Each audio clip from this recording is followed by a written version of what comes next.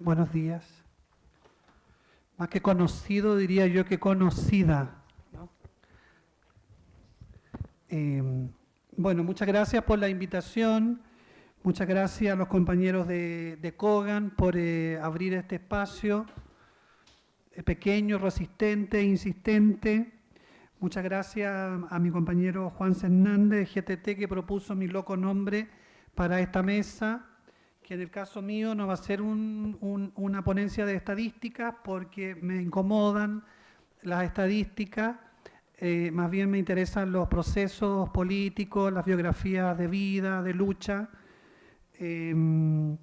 aunque hay estadísticas, ¿no? Agradecer también, conocer tantos compañeros y compañeras, conocer la historia de Enrique Poveda en un documental tan duro, pero a su vez también tan íntimo, tan político.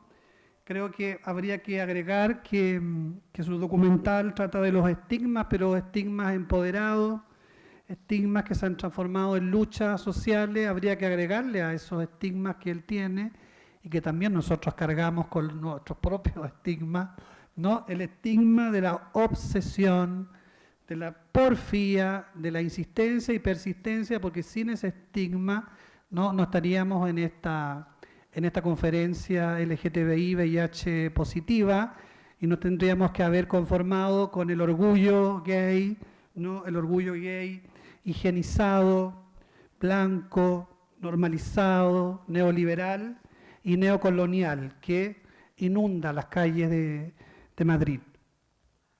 Voy a leer dos textos que son parte de mi libro, El diario del Che Gay, que polemiza respecto de las relaciones que hay entre el SIDA y las luchas del movimiento LGTBI, las mismas polémicas que hemos visto y que se han filtrado en estas conferencias paralelas, la conferencia de derechos humanos, que parece ser una conferencia sana, sin estigmas, ¿no? Sin VIH, y esta conferencia que está un poquito como bajo la alfombra, ¿no? Una conferencia que está en el closet todavía del VIH, escondida en la Facultad de Derecho de la Universidad Autónoma de Madrid. Vamos a poner una foto estigmatizante.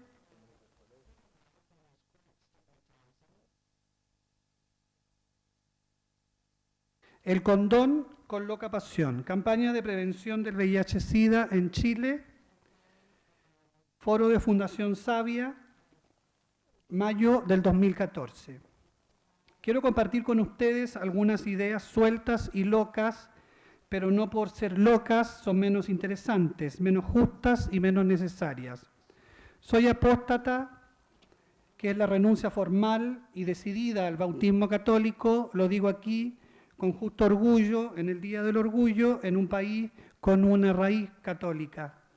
La misma Iglesia que se opone a las campañas de prevención en el VIH-Sida y a la educación gratuita, laica e independiente. Soy colaboradora del movimiento de la diversidad sexual MUNS y activista de lo que fuera el movimiento de liberación homosexual móvil histórico, fundado hace más ya de 20 años. Fui también coordinador periodístico de la revista Vivo Positivo, de la Coordinadora Nacional de Personas Viviendo con VIH. Así que hablo desde mi condición de infectado, como dicen las publicaciones médicas, y como lacriento. Como dijo alguna vez una cierta autoridad de salud en Chile, cuando acudió a un encuentro LGTBI, y dijo que había que luchar en contra de esta lacra. Lo que ella no supo, la señora ministra, es que estaba rodeada, ¿no?, de lacras políticas, que no le perdonamos su solidaridad, ¿no?, tan poco generosa. Del mismo modo, nos cuestionamos cómo ha sido históricamente tratado el VIH, no solo por las autoridades, como esta ministra y los medios de comunicación, sino cómo ha sido asumido por los colectivos de la diversidad sexual, particularmente los hombres gay. Al respecto, debiera anunciar que el VIH siempre ha sido un tema polémico, un tema controversial, tenso y tensante al interior de la diversidad sexual. contarle un poquito de historia, de la historia de la lucha de la diversidad sexual en Chile. El Móvil, el grupo político más activo, más militante, más demandante, nació un día como hoy, un 28 de junio del año 1991, en la Corporación Chilena de Prevención del SIDA, un grupo histórico al que le debemos mucho, porque fueron los primeros en levantar las voces y organizarnos para prevenir este mal como lo llama la prensa, ¿no? en su enfoque. Nuestros amigos de la corporación, que hoy se llaman Acción Gay, hicieron bien del mal, organizando este colectivo y una respuesta social comunitaria. El 28 de junio convocaron a un taller de derechos políticos de los homosexuales, conmemorando los disturbios del bar Stonewall en Estados Unidos en 1969, que hoy se cumplen 48 años. Entonces, un grupo de locas que llegaron a esa reunión, se les ocurrió ir un poquito más allá del VIH y fundar un colectivo político de homosexuales que luchara por derechos civiles, sociales, políticos y culturales. No hubo acuerdo entre las partes por la unificación de este tipo de luchas y el Móvil tuvo que retirarse de la sede de la corporación. Algunos dicen que los expulsaron, otros que se retiraron. Bueno, un interesante debate y lema histórico que estamos dilucidando. En definitiva, el Móvil armó su propia sede y su propia agenda, pero transcurrido un corto tiempo surgieron las mismas problemáticas en torno a que si el VIH-Sida debiese ser abordado como lucha política homosexual. Había un sector conservador en el colectivo que temía asociar la homosexualidad con el VIH-Sida. Parece que ese temor todavía se mantiene. Según ellos, las personas, la opinión pública, siempre nos iba a ver como enfermos y no como personas políticas si trabajábamos la temática seropositiva. Había otro grupo más radical, al que por supuesto pertenecíamos, que planteaba una estrategia de seducción e incorporación del VIH en las políticas públicas del colectivo, cruzando de este modo dos luchas que son luchas que van unidas. Muchos vivimos y convivimos con el VIH y otros tantos compañeros ya han muerto.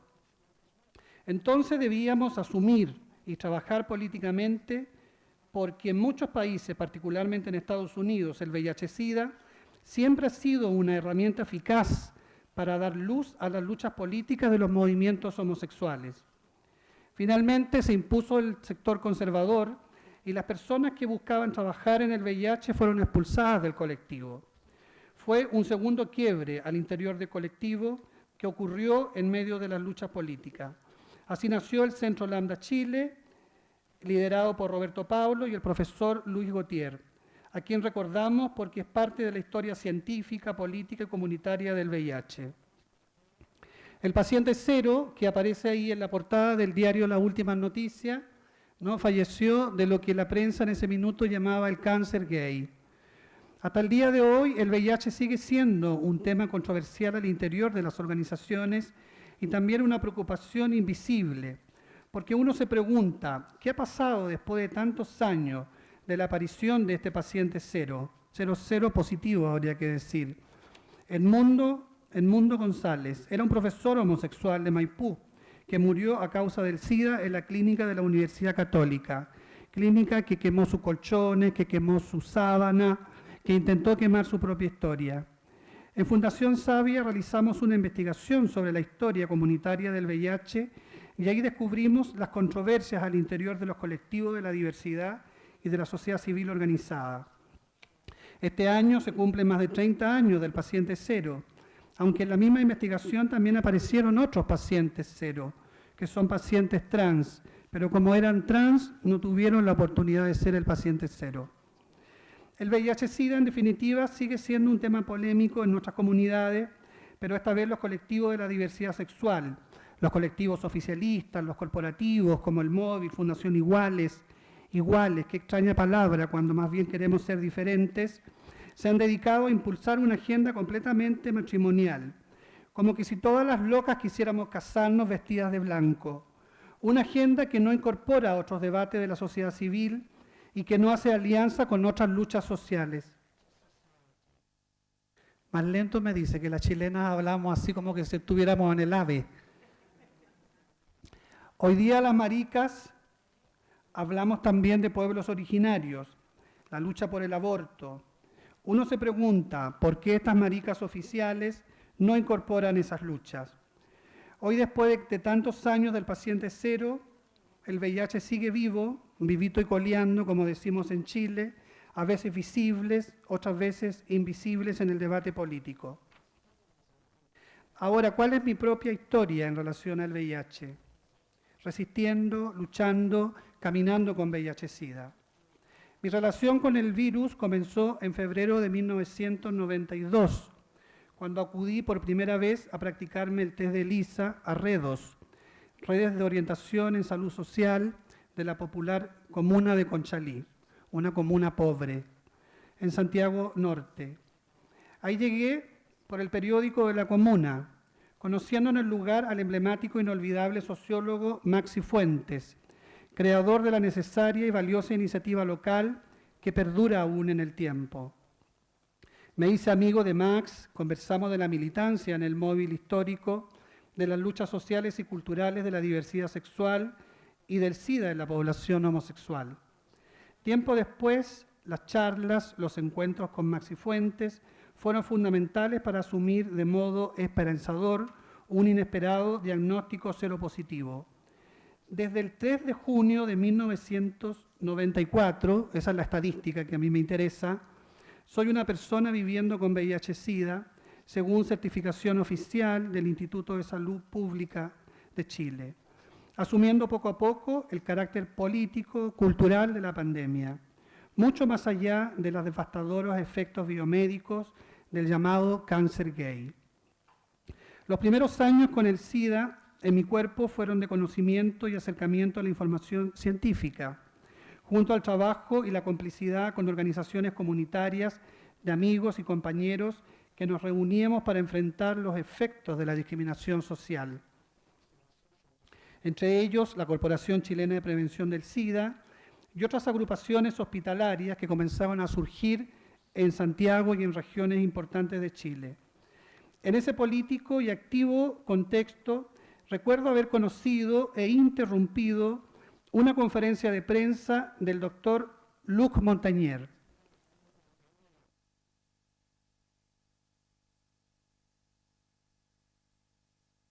Para quienes no saben quién es Luc Montagnier, el Luc Montagnier es el afamado científico francés descubridor del VIH, nuestra madre, Premio Nobel de Medicina. El polémico cruce entre Montagnier demostraría las espinas político-culturales del VIH-Sida en Chile y el mundo. Aquel encuentro aconteció en el marco del 10º Encuentro Latinoamericano de ETS y Cuarta Conferencia Panamericana de SIDA, realizada en Santiago, en noviembre de 1995. La irrupción en la cita con Montagnier con la prensa de la región tenía por finalidad solicitar el apoyo, su generoso apoyo, a la lucha del móvil en contra del castigo a la sodomía en Chile. Sorpresiva, inesperadamente, el científico se negó a firmar la Carta del Móvil, porque justificó no quería intervenir en asuntos políticos internos, pero apoyó la idea de una apertura sexual cultural en países como los nuestros. La negativa de Montagnier asombró e incomodó a los presentes, siendo la doctora Chay, directora de CONASIDA, la Comisión Nacional del SIDA, la persona que finalmente resolvió la situación y firmó por nosotros. Extraño manifestante, publicó el diario La Tercera, el mismo del cáncer gay. No satisfecho con la controversia, con el gesto controversial, hice público en el mismo evento internacional el rechazo a la presencia de un alcalde de derecha en el encuentro. De la polémica y activismo público derivé prontamente al drama personal cuando el VIH comenzó a perturbar directamente mi salud, llegando a perder peso, calidad de vida y a desarrollar etapa SIDA propiamente tal. En ese particular cuadro clínico de vulneración y no existiendo muchas posibilidades de medicación, la muerte era el destino seguro y como muchos amigos de ruta. Entre esos compañeros recuerdo particularmente a Manuel Rodríguez, que vivía en un cité en Santiago.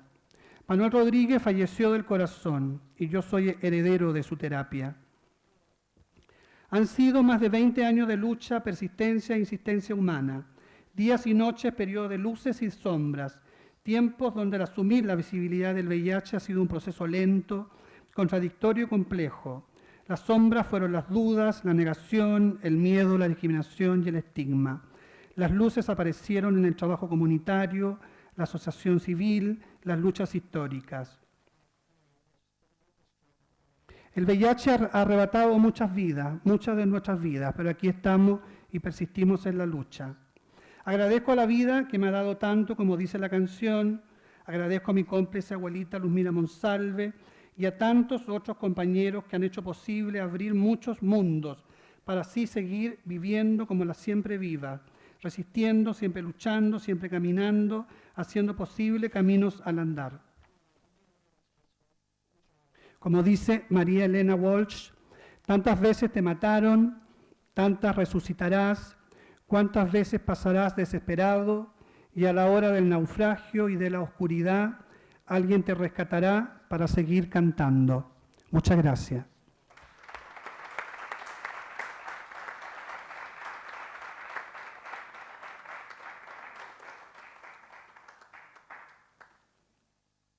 Y para terminar, este es un extra. Bueno, todos sabemos el 28 de junio, ¿no? Un día emblemático por las protestas en Stonewall, por también los 40 años que se celebran en el FARC, en Barcelona, y porque se recuerda también ese maravilloso meeting político en Nueva York, un meeting que los homosexuales han querido hacer lo propio, pero la verdad es que las líderes de ese meeting fueron travestis pobres, travestis prostibulares, travestis anarquistas, travestis latinoamericanas. Así que esta tarde, como homenaje a esas Silvia Rivera, a esas Marshall y a todas las travestis que acompañan nuestra lucha.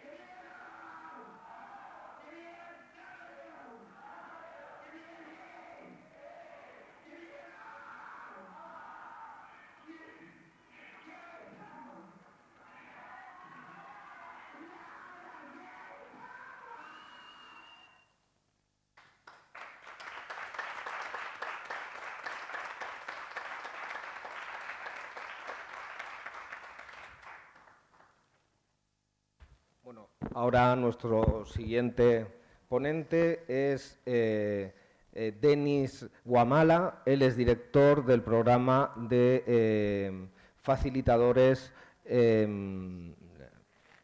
que no lo puedo leer bien, facilitadores de Uganda, en Uganda.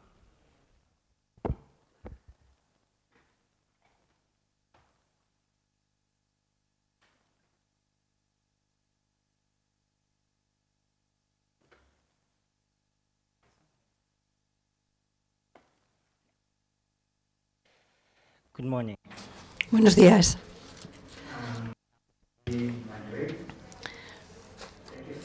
Muchas gracias por invitarme. Estoy encantado de estar en Madrid y poder honorar esta conferencia.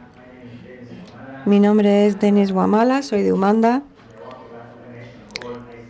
trabajo para una organización que se llama Icebreakers Uganda. Voy a hacer una presentación muy breve sobre la situación para la comunidad de LGTB y seropositivos en Uganda y en general la situación sobre los asuntos culturales, ¿no?, los que rodean la enfermedad.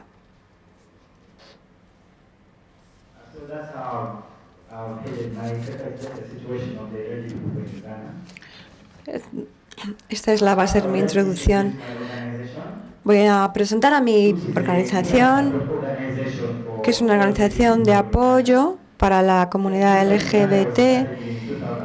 En Uganda se empezó en el 2004 con esta organización y nuestra función principal era crear una situación, una familia en la que podíamos apoyar a esta comunidad y a la gente infectada por el virus. Y hemos experimentado muchas violaciones de derechos. Nadie podía compartir lo que le estaba pasando. Ha habido muchas violaciones de sus derechos.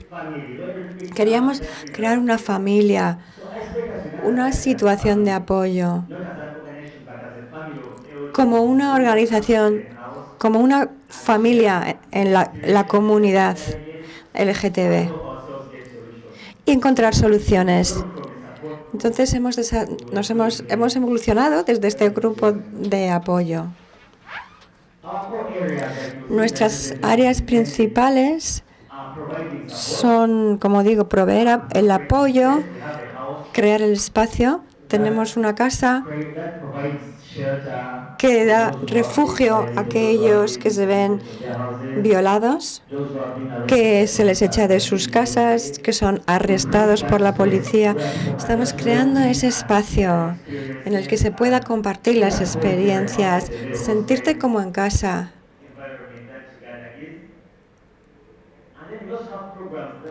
También tenemos programas para educar a las personas sobre su comportamiento sexual.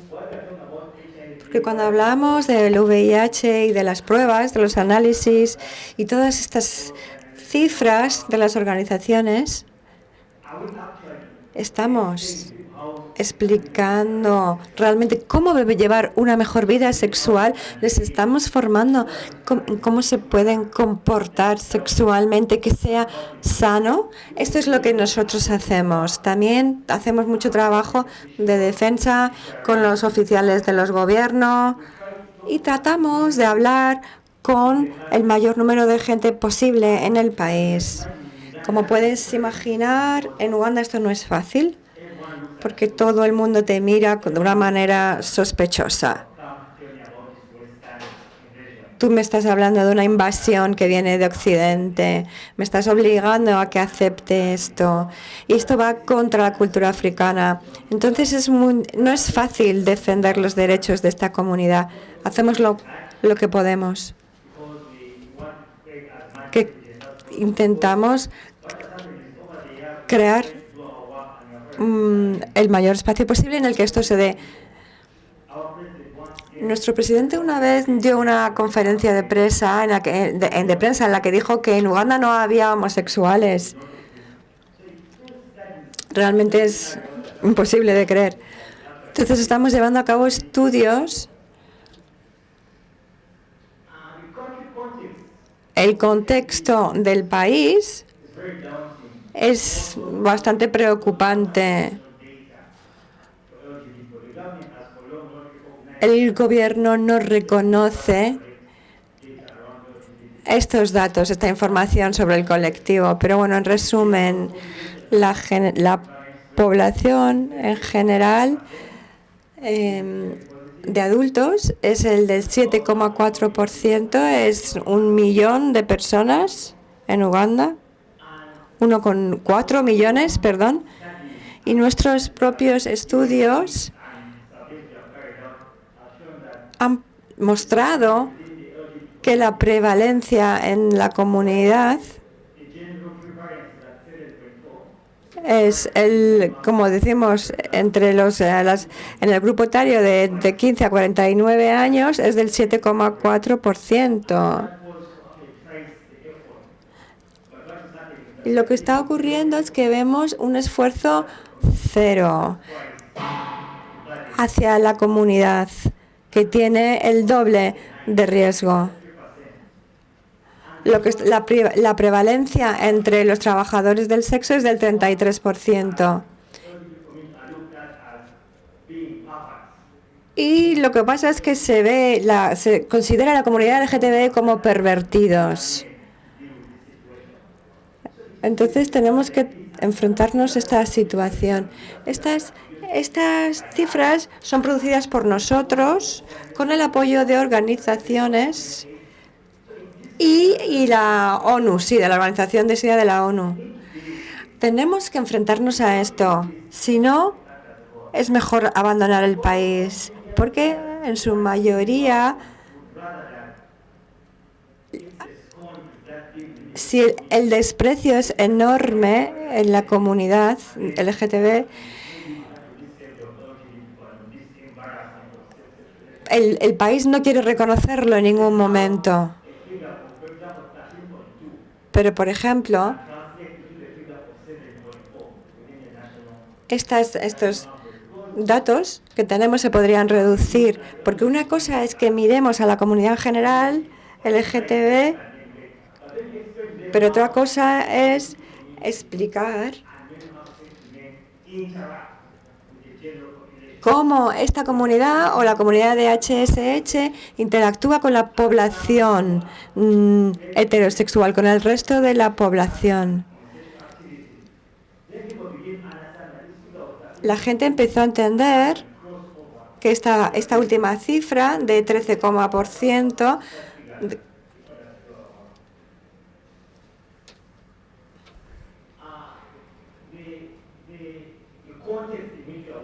el contexto legal en el que estamos hablando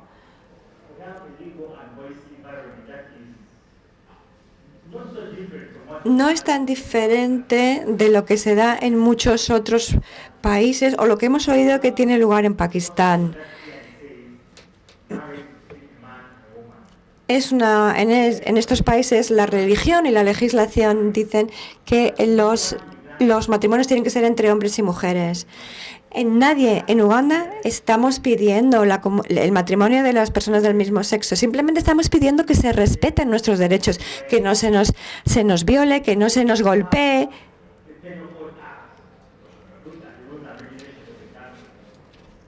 Tenemos una legislación que se llevó a cabo o tuvo lugar cuando la época colonial británica y que obviamente prohíbe la homosexualidad y actividades relacionadas. Cuando estamos intentando defender y llegar a las comunidades, está claramente en un contexto ilegal. Somos ilegales. Además de que puede ser gay,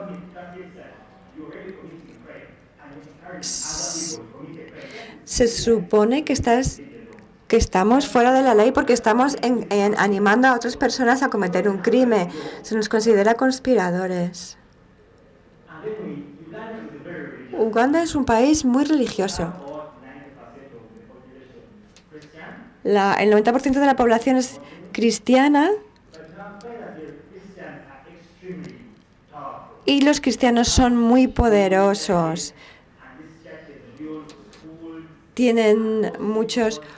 Hay muchos jueces, escuelas, iglesias que facilitan todo tipo de apoyo a la población, a las mujeres, y tienen unos programas enormes para el VIH.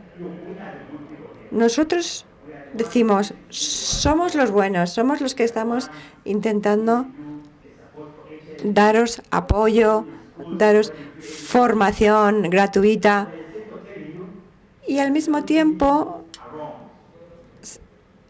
ellos les están diciendo que la comunidad LGTBI está equivocada, está mal.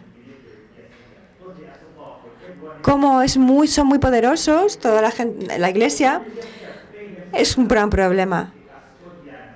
Digamos que son los cuidadores de los principios morales, de lo que le dice a la población, lo que tiene que creer y lo que no tiene que creer. Entonces nosotros como activistas tenemos una voz muy pequeña, hablando contra toda la población que tienen unas creencias religiosas muy fuertes.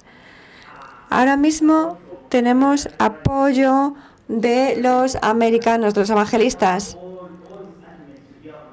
Y todos los argumentos que se oyen en Internet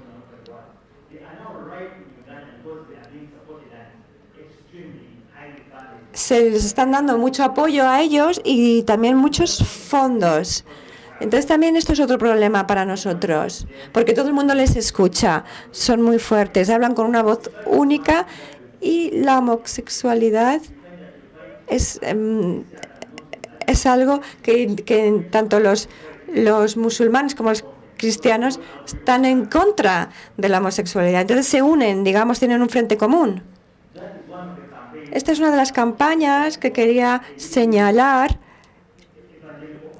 que lo está llevando a cabo un pastor evangelista y está muy bien fundada y tiene muchos estudiantes, muchos seguidores, se lleva a las escuelas. Hubo como una demostración de 100.000 personas demostrándose contra la homosexualidad por parte de los evangelistas.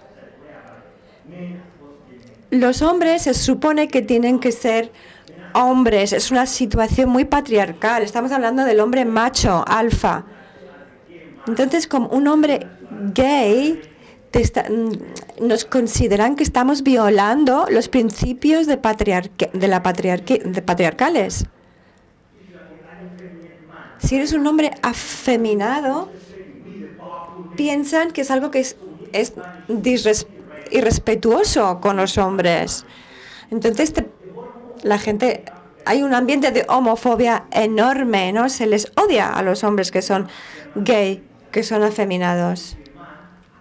Si eres un hombre y te comportas como una mujer, estás amenazando nuestro poder como hombres macho. Los medios de la comunicación también son muy hostiles y incluso se les paga incluso se les están, en algunos casos está para que se les den retrovirales a los hombres que tienen sexo con hombres. Los medios de comunicación están totalmente en contra de los homosexuales. Hay muchísima homofobia. Todos estos problemas nos llevan a un montón de violaciones que no son denunciadas. Hay mucha violencia contra las minorías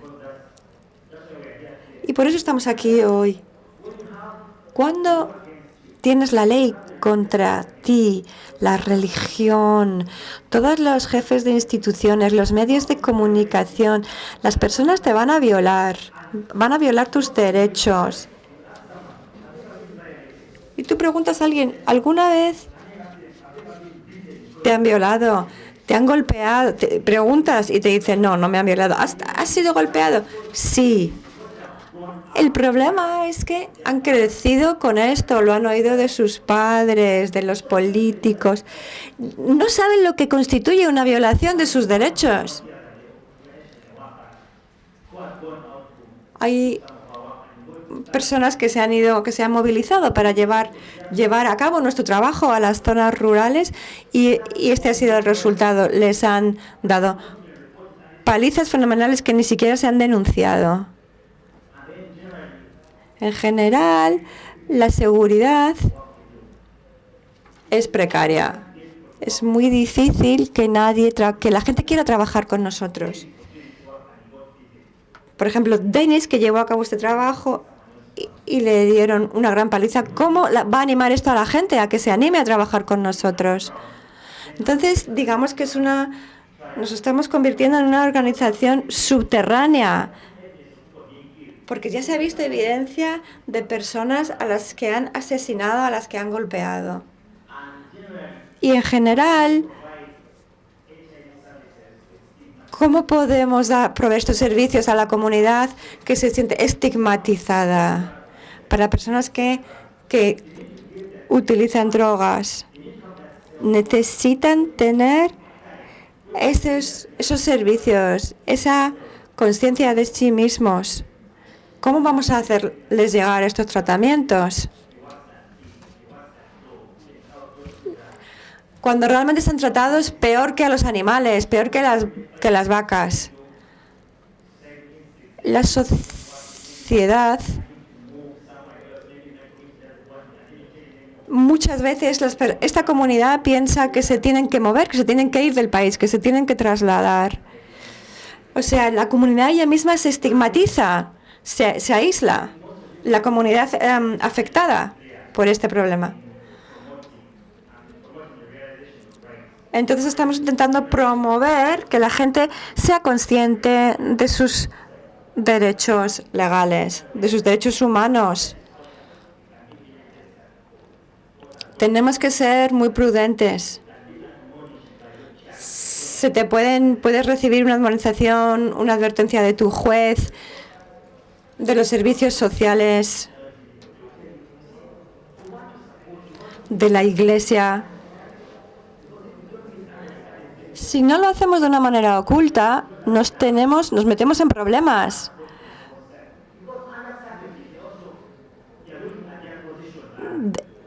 Es comprensible que estas comunidades se comporten así y tengan miedo. Estos son los artículos de prensa que se ven en los medios de comunicación, ¿no? Ponen tu nombre, tu lugar, tu dirección para promover la violencia contra los gays. Se publica toda tu información. Así se promueven las violaciones. Se me está acabando el tiempo, entonces quiero hacer esto rápidamente, finalizar. Quisiera señalar las cosas principales. Estas son cosas que he señalado antes. ¿Cómo se sobrevive en este tipo de ambiente? ¿Cómo se puede la gente convencer de que aunque consuman drogas, tienen ciertos derechos, pueden ser ellos mismos? Hay mucho trauma e inseguridad en la comunidad LGTB. También estoy hablando del negar, que cuando se les niegan los servicios sociales, el acceso a la sanidad. En muchos sitios les dicen, nosotros no podemos tratar aquí a homosexuales, iros a otro centro de salud, iros a otro sitio. Estamos intentando documentar los tipos de violaciones de sus derechos. Y lo que estamos intentando hacer es compartirlo con el gobierno y preguntarles por qué están permitiendo todas estas series de violaciones. ¿Cuántas violaciones están teniendo lugar? Muchas de ellas no están denunciadas, pero los que podemos intentamos presentar esta información al gobierno.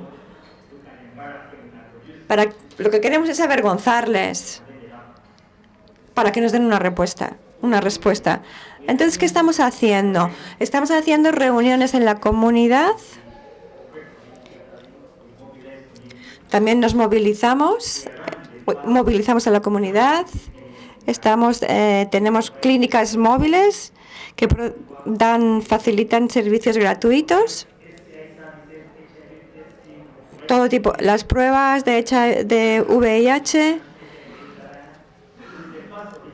es de las más rápidas de este tipo en África. Y también como proveedores de metadona, también podemos llegar a la comunidad LGTB. Tenemos clínicas estáticas para mostrar cómo se puede movilizarse y llegar a las comunidades rurales.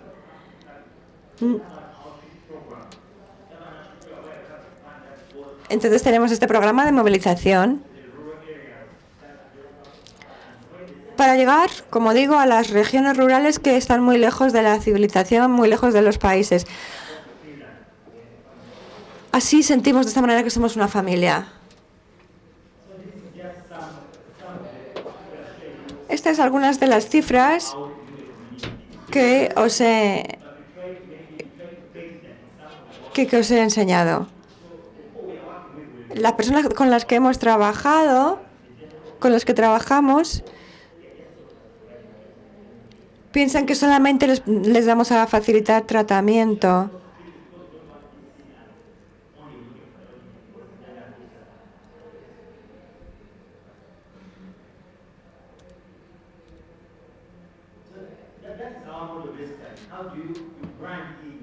Esta es nuestra manera de funcionar, ¿no? ¿Cómo rompemos estas barreras? Entonces lo que hacemos es presentar una idea de que hablamos de la sanidad en general y no simplemente para la comunidad de LGTB, para romper estas barreras. Este es un ejemplo de nuestras clínicas que se movilizan y hay muchísima gente que está haciendo cola, ¿veis? Hay gente que no sabe ni siquiera lo que es un lubricante. Tenemos muchísima gente a la que educar. Y este es digamos, nuestro alcance.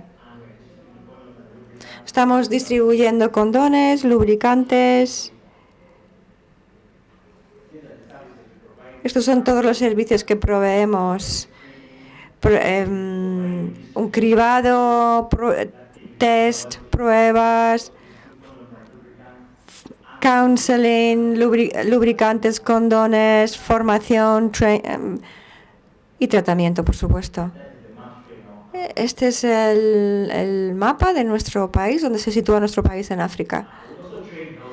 También tenemos programas de formación a los trabajadores sanitarios.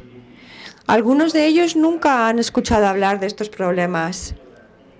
Entonces, este es un ejemplo de una de nuestras clínicas en las que se ofrecen esta formación. Les enseñamos cómo manejarse en este territorio frente a estos problemas de la comunidad LGTB. Y como que sabemos que la mayoría de las personas no van a salir, no van a venir a nosotros por el estigma, tenemos este programa que en Internet que tiene toda la información. Con este programa ya os he dicho que intentamos conseguir todos los datos de los diferentes tipos de violaciones a los que están sometidos. Estamos tratando de extender este programa también en un ambiente que es muy difícil y es un reto. Muchas gracias y perdonen que haya ido tan deprisa al final.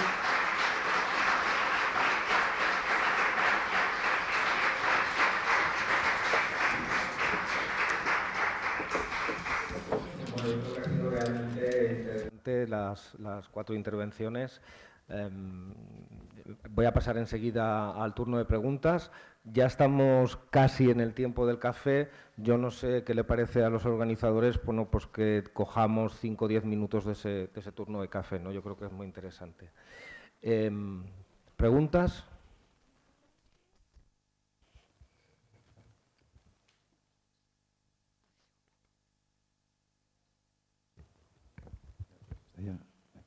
Hola, buenos días. En primer lugar, quería dar las gracias a los 4 ponentes por expresarnos la realidad de cómo vive la comunidad LGTB y, sobre todo, las personas afectadas con VIH en países tan distintos.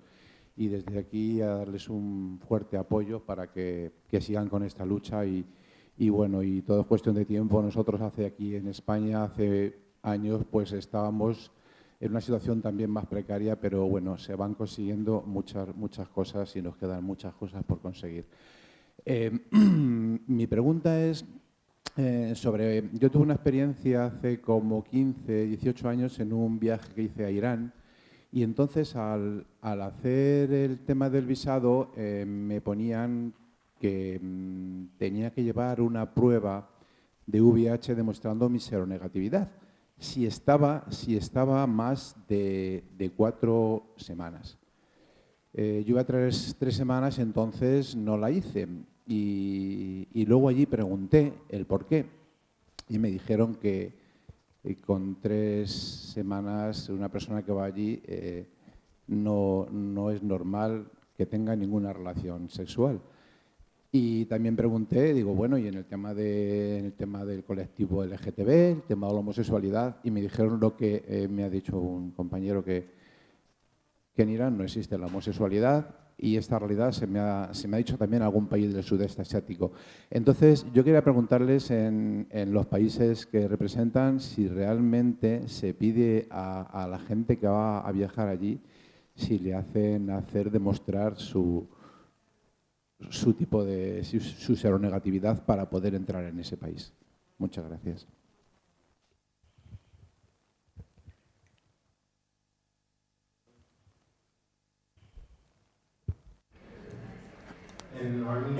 En Armenia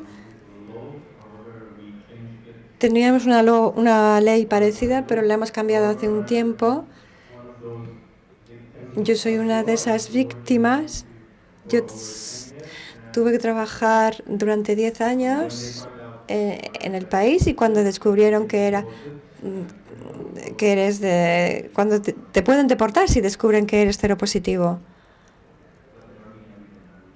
Pero eso fue en otro país. En Armenia lo hemos cambiado. En Uganda no tenemos esa legislación tampoco. Tratamos de tener la mayoría de la legislación que sea internacional, adoptarla.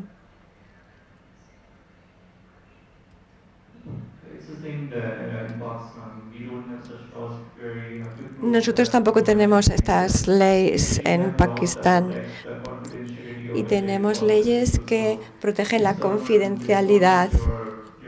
Y si alguien revela tu estatus de que eres positivo o no, tienen que ir a juicio. La ley trata de protegerte. No se requiere que demuestres tu estatus de seropositividad.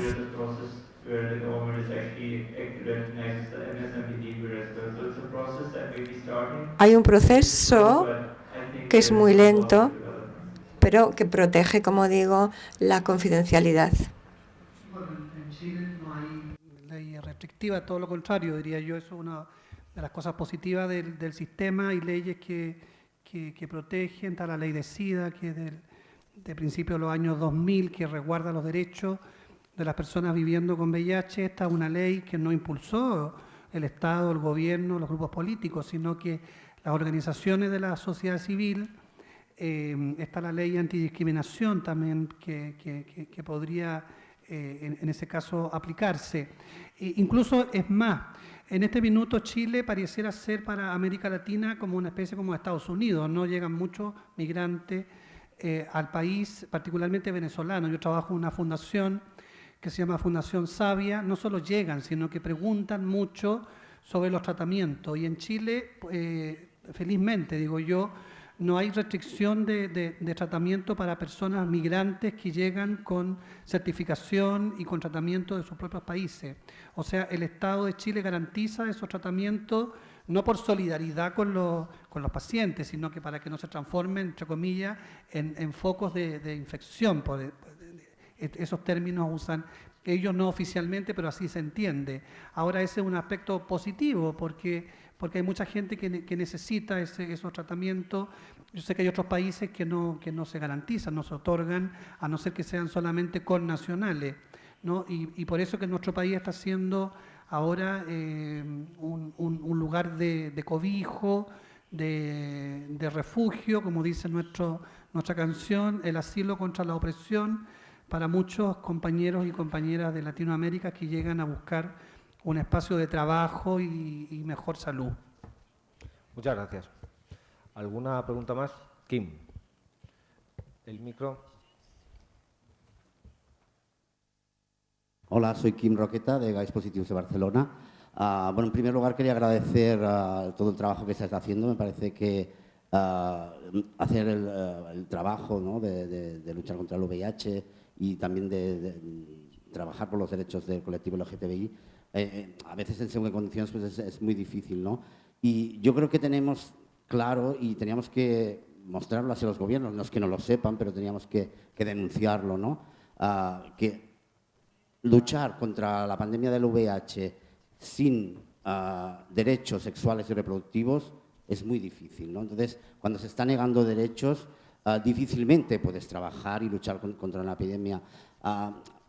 Sé que todos estamos muy cansados y agotados de tantísimos años, pero a veces compañeros y compañeras me cuentan que realmente hay en la ONU, ¿no?, que hay esos encuentros, ¿no?, sobre temas de derechos. Realmente hay un aluvión, hay un lobby conservador muy importante, ¿no?, que lo que quiere es hacernos quitarnos los derechos, ¿no? Yo creo que es difícil porque es difícil llegar a estos sitios, pero realmente ellos están ocupando esos espacios y tenemos un camino difícil, ¿no?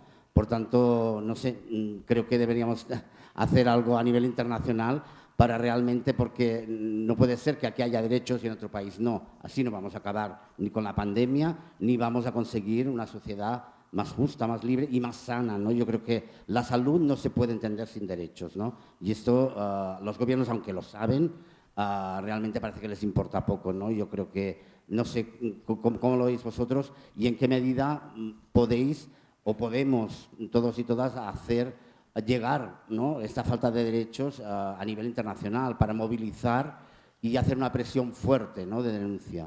Gracias.